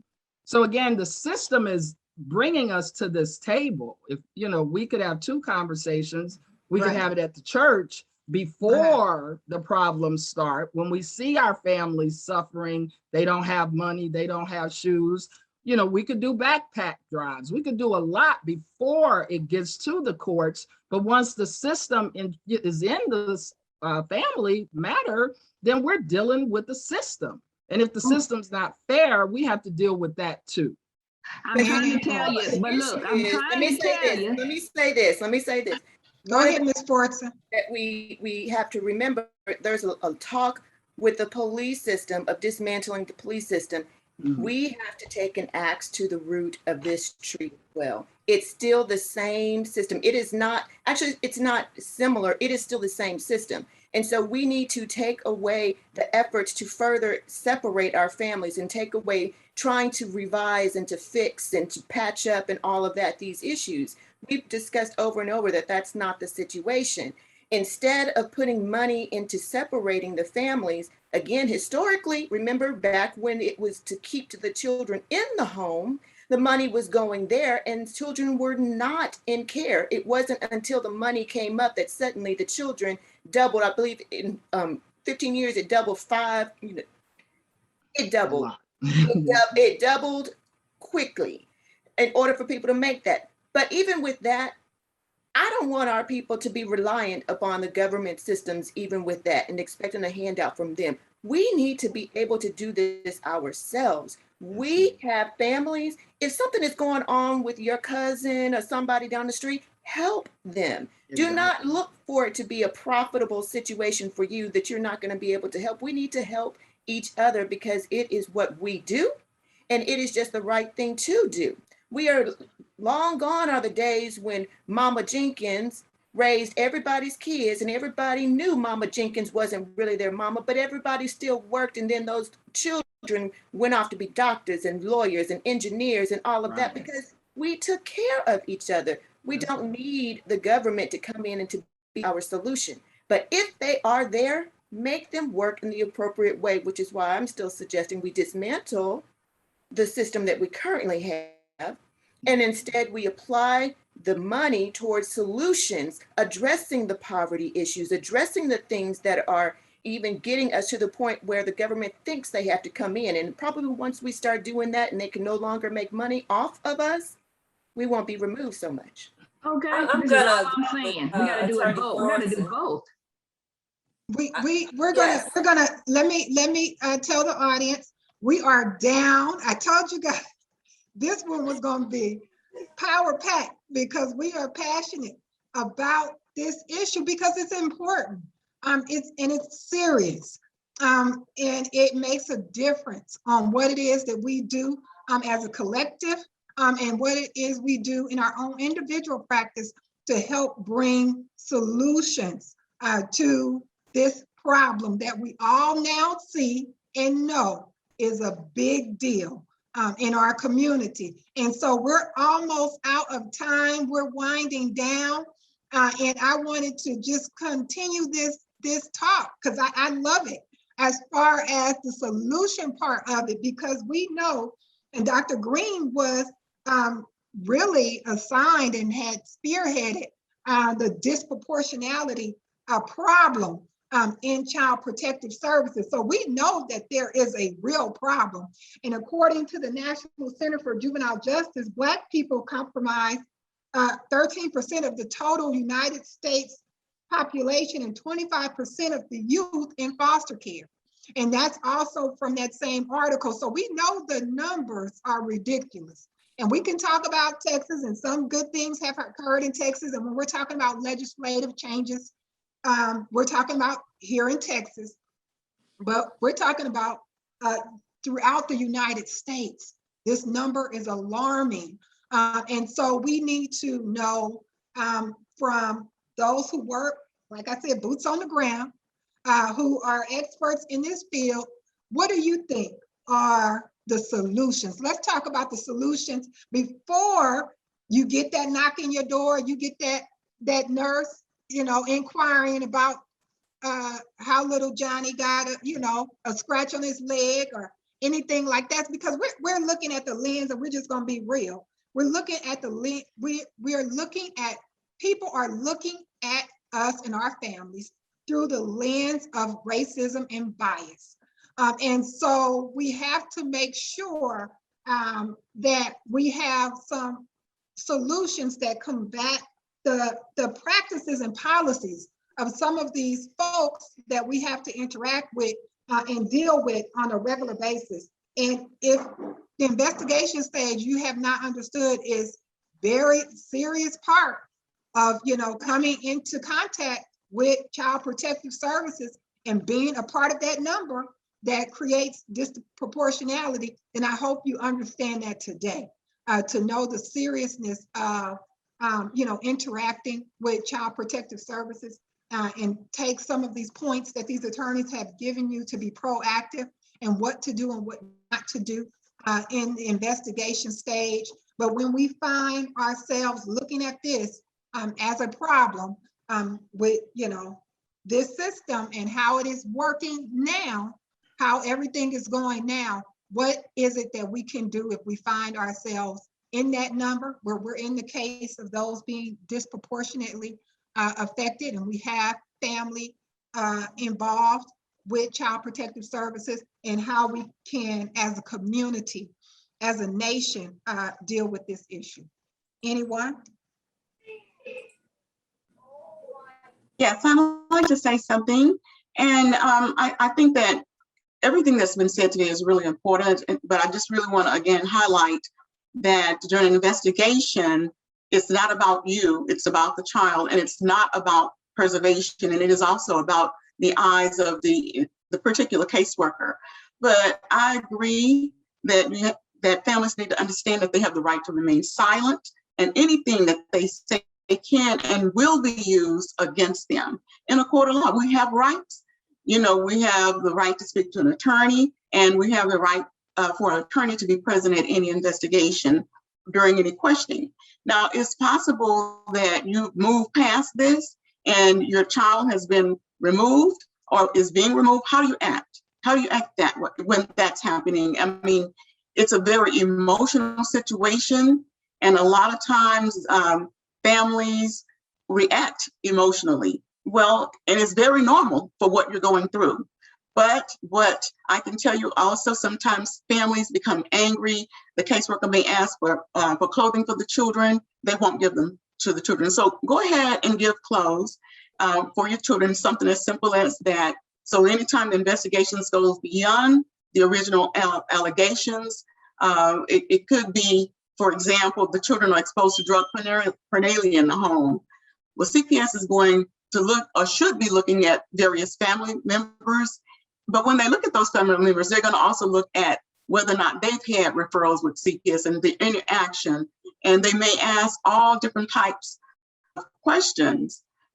We can tell our children, help them to understand if they're school age, to just understand if someone asking you a question, what that question could mean.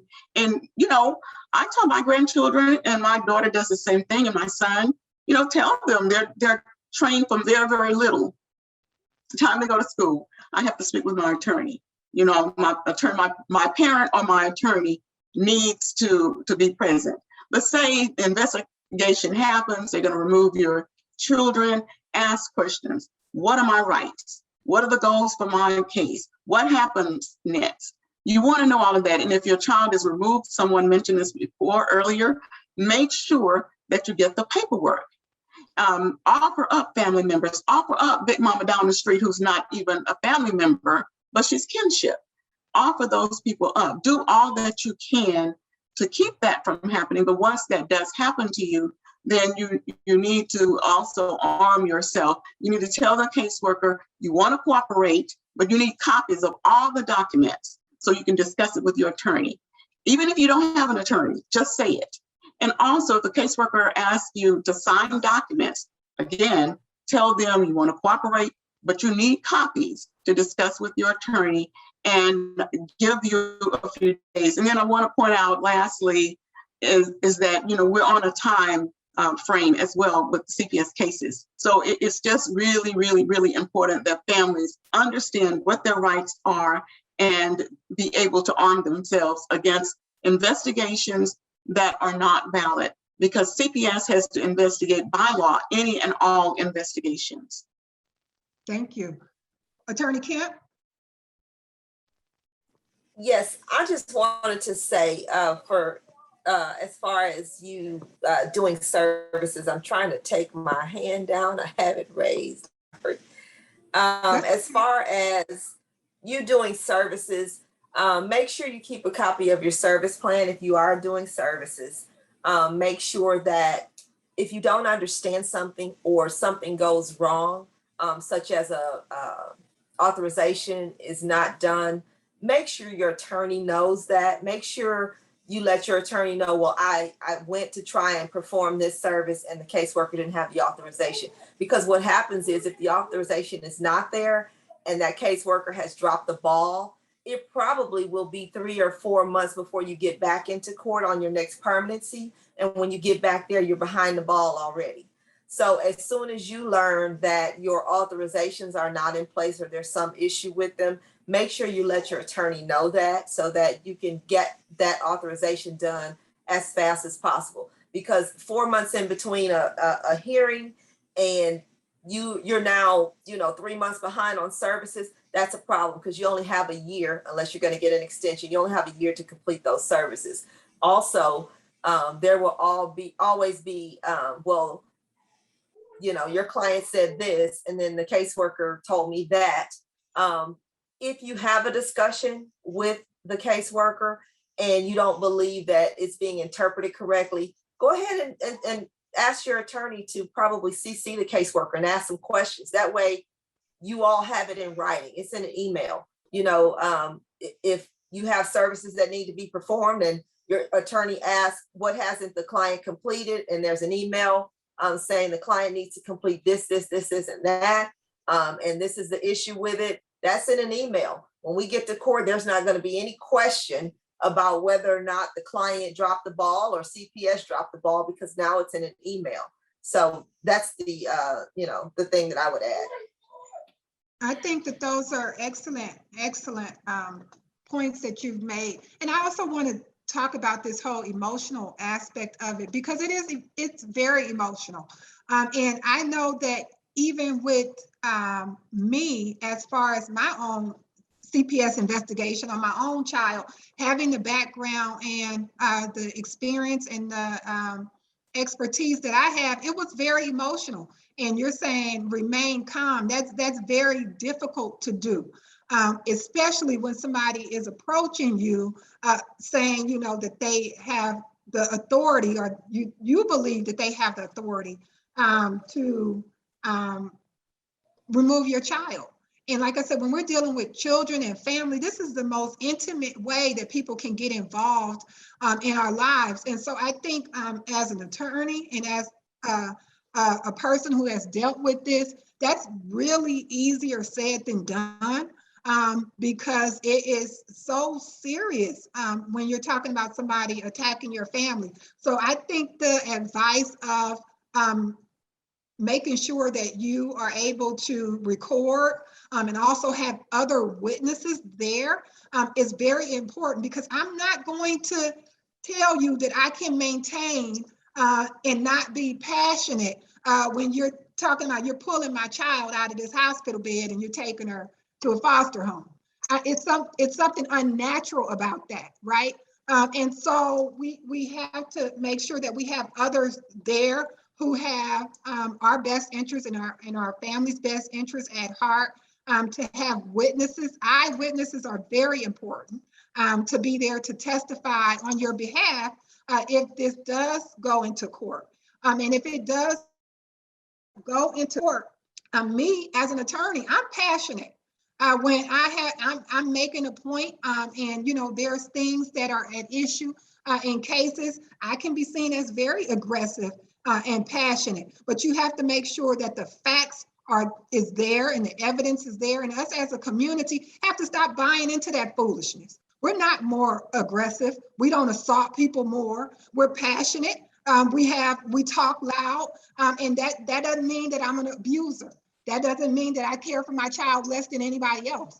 And so having cultural understanding and education and sensitivity, I think, across the board plays out into how some of these matters are handled as well. And lastly, I want to say, I want us to also take advantage of things that are in our community to help us. I know when I moved here from Los Angeles, I was introduced into the Sheikh Center and other NBUF and other organizations, the Nation of Islam churches. We have churches on every corner that have programs and that have things that are available to, help our families. So we can take parenting classes with them. We can have meetings, therapy sessions or counseling with some of the professionals in our community and get a lot of the things that we need to address some of the issues that we find in our community, or some of the problems, so to speak, that are allegedly being investigated. We have what it is that we need to deal with those. And if you are going through something, then your service providers should, like I think Attorney McFerrin had said earlier, should be somebody that you always see. Should be somebody who is, able to have compassion and empathy and know you and your family. So get to know the people in your community and look out for whatever services that they have to offer and that's available that could help you finish some of the things on your family service plan if that is something that you find yourself having to do. And I see Attorney Pamela Muhammad's hand, and I see Attorney Young's hand, and we're going to close out with them and allow you all to give your information after they speak. Yes, ma'am. Thank you so much, Attorney Manns, for this panel. And I just want to say in closing that, I think CPS cases are some of the most intricate cases. They involve one-on-one consulting frequently with your lawyers. So when you're selecting lawyers, make sure, because in order to do what Ms. Kemp said, you got to have frequent communication with your attorney. So don't hire a lawyer that you never can talk to.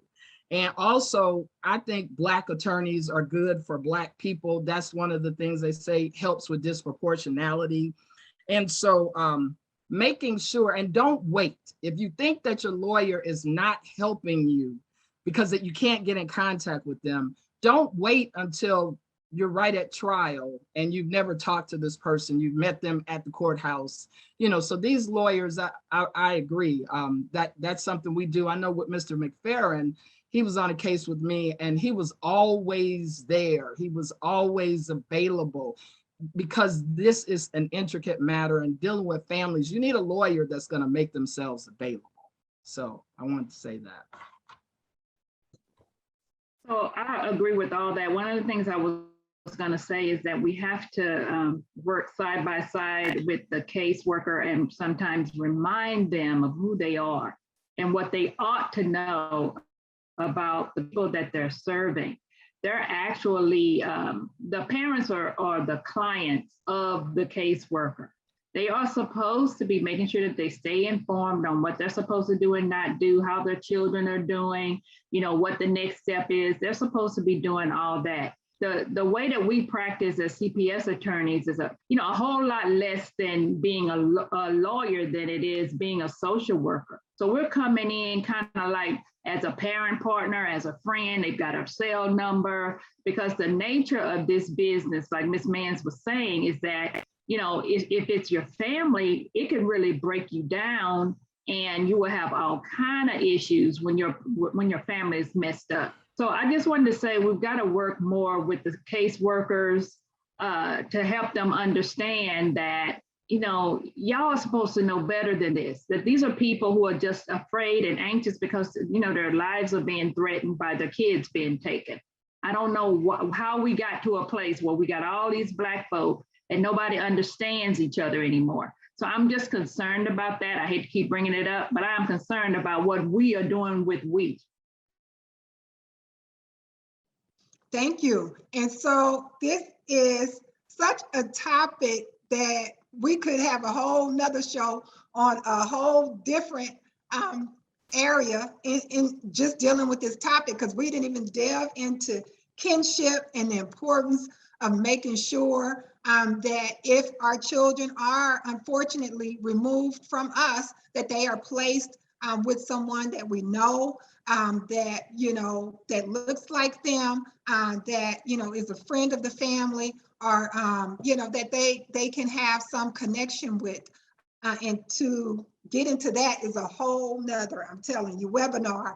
But I want to encourage you to look into that and to make sure that is on your radar. If you are dealing with Child Protective Services, stop with this, that you don't want anybody to know your business. We're past that. We're back in the village mentality. It takes a village to raise a child, and CPS cannot do it, okay?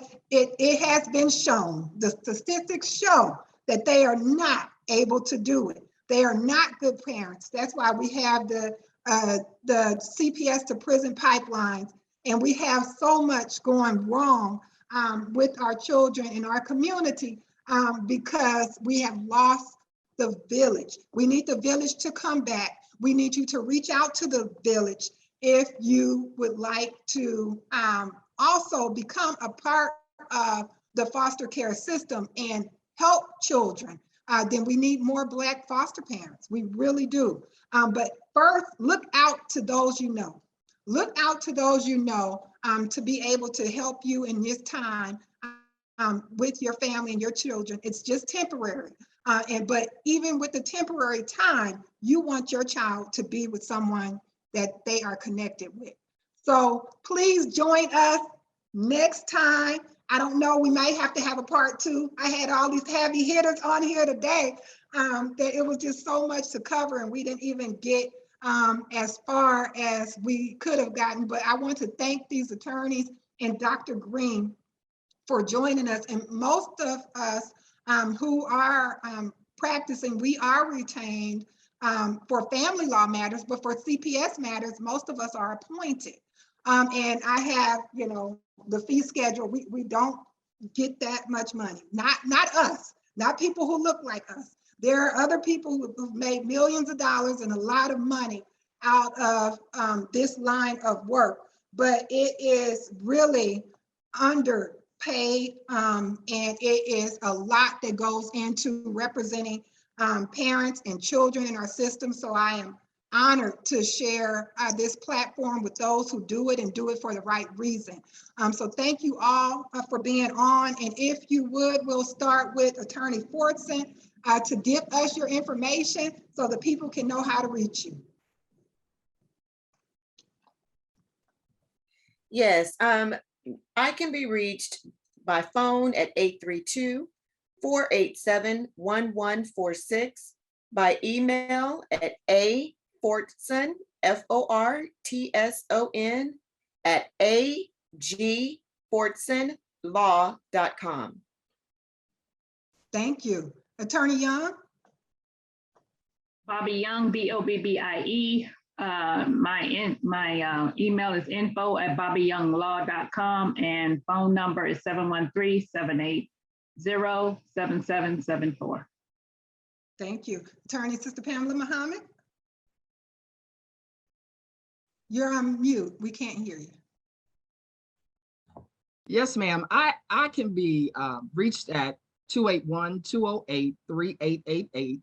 And also you can find us on Facebook at the Coalition for the Preservation of the Black Family. Thank you very much. And I think we probably just need to do a segment on that to let people know the work that you guys are doing, and that we have people in place in our community that's willing and ready to do a holistic approach Yes. to the family to help us deal with those issues. So thank you all so much. Attorney Kemp? Yes, JaPaula Kemp, and I can be reached at 713-225-3598. And I'm old school, I still have AOL. So if you need to email me, my email address is my first initial J, my last name Kemp, K-E-M-P, and the word law, L-A-W, jkemplaw@aol.com. And my brother from another mother, Attorney McFerrin. You know, I hate doing this, but my cell number is 832-265-3013, and my email is eric@attorneyericmcferrin.com. And again, Qiana and Athia, thank you both for allowing me to participate and allow me to be able to give back to our community by giving information. And if I can do anything for anybody, don't hesitate to call or contact me. So thank you again. Thank you. And Dr. Deborah Green, who I think I can do a whole show on as well with all of your information. Again, thank you so much for allowing me to be here on this wonderful panel. It was really good. And I just want to say hi to Attorney Young. You may not remember me, but I definitely remember you, and in Odessa Sales days. So hi, it's good to see you.